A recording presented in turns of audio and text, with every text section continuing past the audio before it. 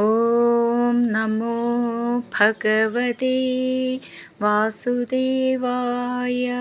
ഹരിമുരളീരവത്തിലേക്ക് എല്ലാവർക്കും സ്വാഗതം. നാരായണായ നമ നാരായണായ നമ നാരായണായ നമ നാരായണ നാരായണായ നമ നാരായണായ നമ നാരായണായ നമ നാരായണ. ഇന്ന് നമുക്ക് ഈ ദശകത്തിലെ ലാസ്റ്റ് ശ്ലോകങ്ങളായ 9ഉം 10ഉം നോക്കാം. ശ്രീമന്നാരായണീയം ദശകം 29 അമൃതഹരണവും അസുരനിഗ്രഹവും. ശ്ലോകം 9. ആരാമസീമനിജ കന്തുകഘാതലീലാലോലായമാനനയനാം കമനീം മനോജ്ഞാം ത്വാമേഷ വീക്ഷ്യ വികളദ്വസനാം മനോഭൂവേഗാദനങ്കരിപുരംഗസമാലിലിംഗ. ഈ ശ്ലോകം എങ്ങനെ ചൊല്ലുകയെന്ന് നോക്കാം. ആരാമസീമനി ച കന്തുകഘാതലീലാലോലായമാന നയനാം. അതുവരെ ഒന്നിച്ച് ചൊല്ലാനുള്ളതാണ്. കന്തുക എന്തു എന്നുള്ളത് നാദ് എന്നാണ്, മൃദുവായിട്ട് ചൊല്ലണം. ഘാത എന്നുള്ളതിൻ്റെ ഖാന്ന് മേഘത്തിൻ്റെ ഖ എന്നാണ്. കന്തുകഘാത ലീലാലോലായമാന അതുവരെ ഒരു വാക്കാണ്.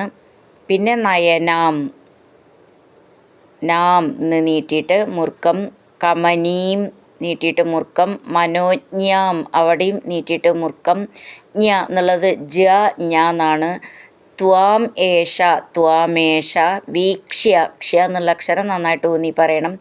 വികളത് വസനാം ചേർത്തിട്ട് വികളദ്വസനാം മനോഭൂവേഗാദനങ്കരിപുരംഗ അതുവരെ ഒന്നിച്ച് ചൊല്ലാനുള്ളതാണ്.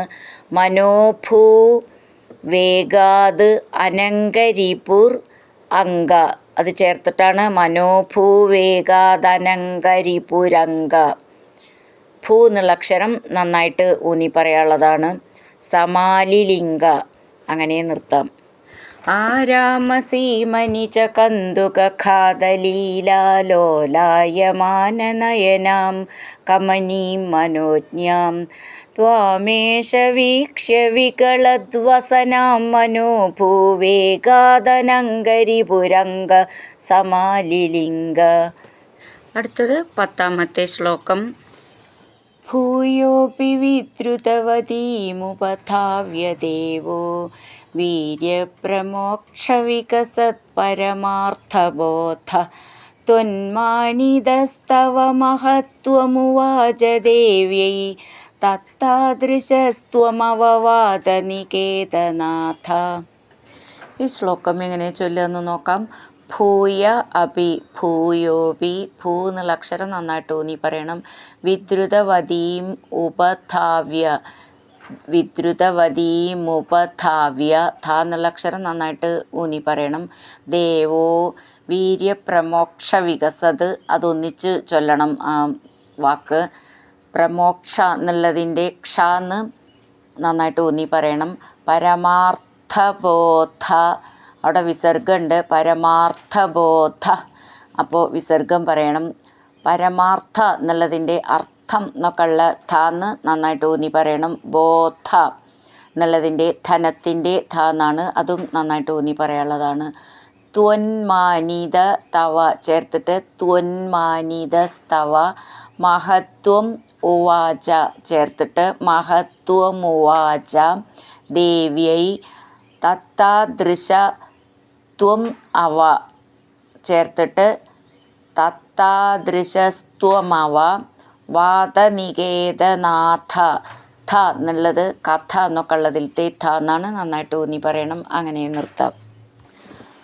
ഭൂയോപി വിദ്രുതവതീമുപധാവ്യ ദേവോ വീര്യപ്രമോക്ഷവികസത്പരമാർത്ഥബോധ ത്വന്മാനിതസ്തവ മഹത്വമുവാച ദേവ്യൈ തത്താദൃശസ്ത്വമവവാദനികേതനാഥ.